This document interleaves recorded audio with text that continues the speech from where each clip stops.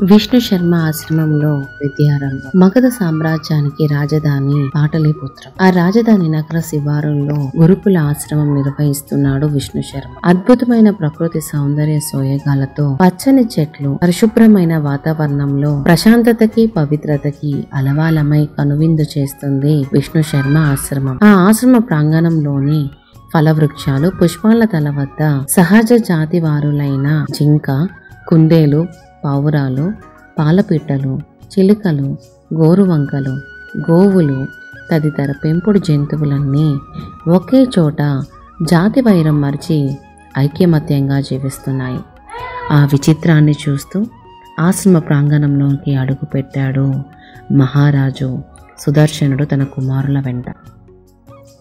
అంతలో చిలకమ్మ అరుగు మీద వాలి, గురుదేవా గురుదేవా, మహారాజు గారు వారి కుమారులు మీ దర్శనార్థమై వచ్చారు అని చెప్పింది. క్షణం తరువాత చిరునవ్వుతో బయటికి వచ్చిన పండిత ప్రకాండుణ్ణి చూడగానే మూర్ఖులుగా భావించబడుతున్న ముగ్గురు రాకుమారులు చప్పున వంగి ఆయనకి పాదాభివందనం చేశారు అప్రయత్నంగా. విజయోస్తు, సమస్త శాస్త్ర విద్య విజ్ఞాన వినయ గుణ సంపన్న ప్రాప్తిరస్తు అంటూ ఆశీస్సులు అందించాడు విష్ణు శర్మ. మహారాజు చేతులు జోడించి నమస్కరిస్తూ, వేద విద్య విశారద, మూగ జీవులను సైతం క్రమశిక్షణలో పెట్టిన మీ సామర్థ్యం అనితర సాధ్యం.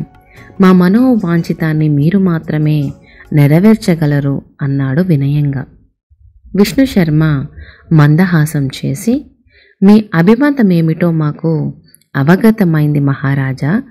మీ పండితులు వారికి పాండిత్య ప్రావీణ్యాన్ని మీ పుత్రుల మీద బలవంతంగా రుద్దటానికి ప్రయత్నించారే కానీ వీళ్ళ మనస్తత్వాన్ని తగినట్టుగా తమ విద్యాబోధన విధానాన్ని మార్చుకోవాలని ప్రయత్నించలేదు. మీ కుమారులను మా ఆశ్రమంలో విడిచి నిశ్చింతగా మీ రాజమందిరానికి వెళ్ళండి.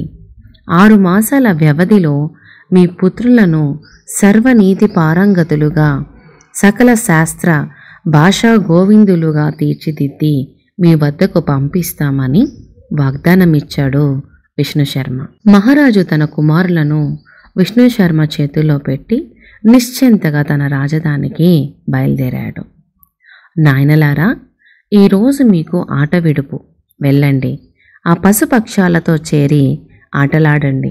వాటితో పాటు కేరింతలు కొట్టండి, పళ్ళు ఫలాలు ఆరగించండి, వెళ్ళండి అని ప్రోత్సహించాడు విష్ణు శర్మ.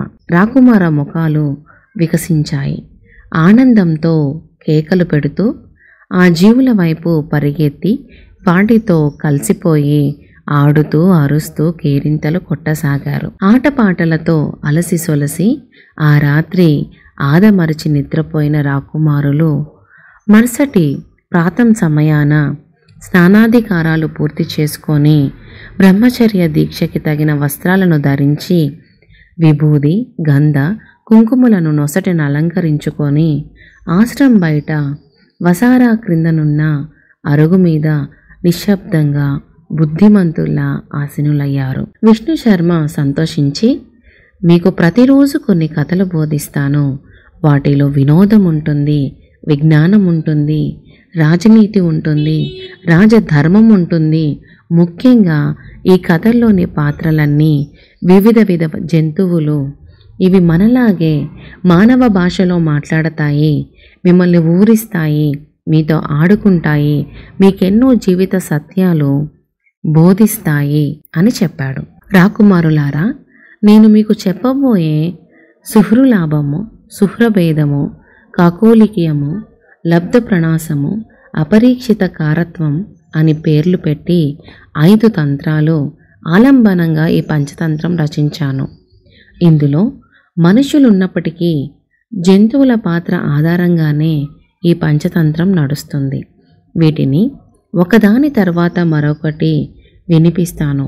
ఈ పంచతంత్రంలో మొదటిదైన సుహృలాభము వినండి అని చెప్పి ఇలా ఆరంభించాడు విష్ణు శర్మ. సుహృలాభం అంటే మిత్రలాభము. మంచి మిత్రులని పొందటం, మిత్రుల ద్వారా ఉపకారం పొందటం, మిత్రులకి ఆపద సమయాలలో సహాయం చేయటం, మంచి వాళ్ళని మిత్రులుగా చేసుకోవటం, ఇదే మిత్రలాభం అన్నాడు.